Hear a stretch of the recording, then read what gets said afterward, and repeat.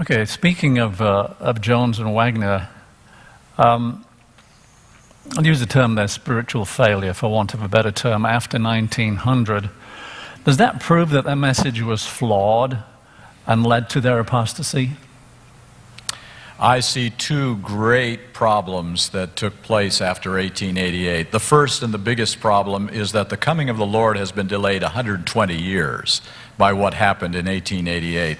And the second thing is the messengers who had the clearest message on righteousness by faith that I have ever seen in all of literature apparently lost their way. Now, we're not their judge, and I'm glad for that.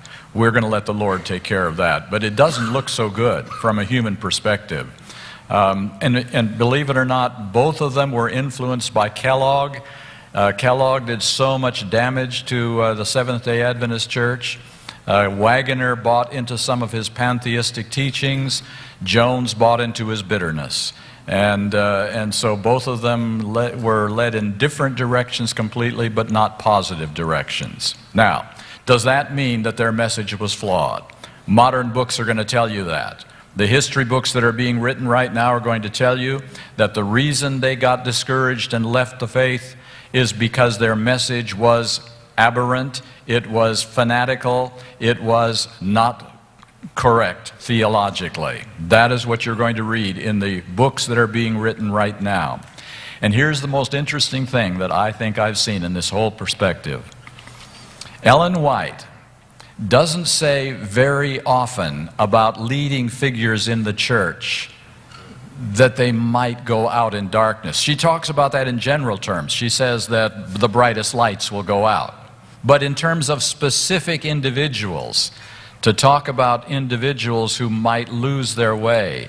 In the year 1892, that's 4 years after 1888, she made some incredible statements that she couldn't even give in specific terms because this was still the heart and soul of the 1888 message being preached by Jones and Waggoner.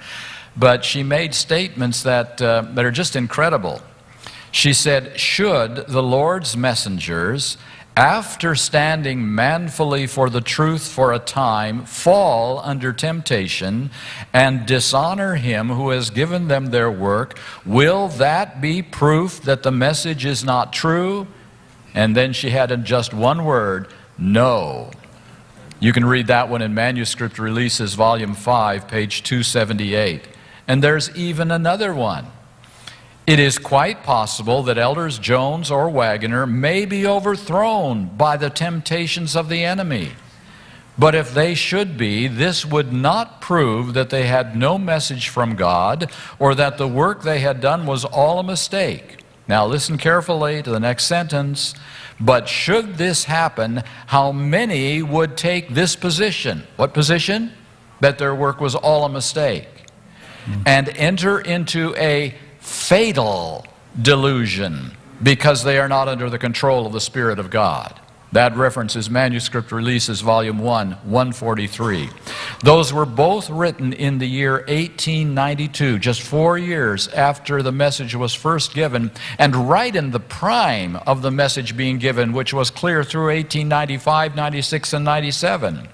And she was given some insight from God that would protect us today from the very fatal delusion that is being promoted today by reputable historians within the Seventh-day Adventist Church, that their message was flawed and led directly to their failure spiritually. So I think God helped us out on this one. God made sure that for us today, we would not make a fatal mistake in putting together human failure with a message given from God. Very well put, Dennis. Mike? Yeah, along with that, the message of the everlasting gospel in its purity and in its simplicity stands on its own 2 feet. And whether it's Jones or Waggoner or anybody else, whether we accept it or not, it still stands. It can't be voted up or down. It stands, hopefully we vote it and live it up in our lives. But it stands on its own 2 feet. Just to confirm the veracity of Waggoner and Jones's message, just piggybacking on what Elder Priebe had to say, 2 great works came out of the message of righteousness by faith in 1888. The first of which was published in 1892, Steps to Christ. Steps to Christ is the definitive work of righteousness by faith. Read it again for the first time. It is powerful. And of course, the second one, that's more of an executive summary. Read The Desire of Ages. There you will get the vast picture of what's actually being said. And it's all built upon the foundation of what Waggoner and Jones began preaching and then actually offered in 1888. Without going into the history, Ron Duffield knows much more about this, I think, definitely than I do. But it was about attitude as to why this message was not accepted by the leadership. Attitude on the part of Jones in particular. And so we have to be really careful about how we broach these subjects, how we work with other people. We have to have a winsome attitude, not one that's adversarial. Thank you.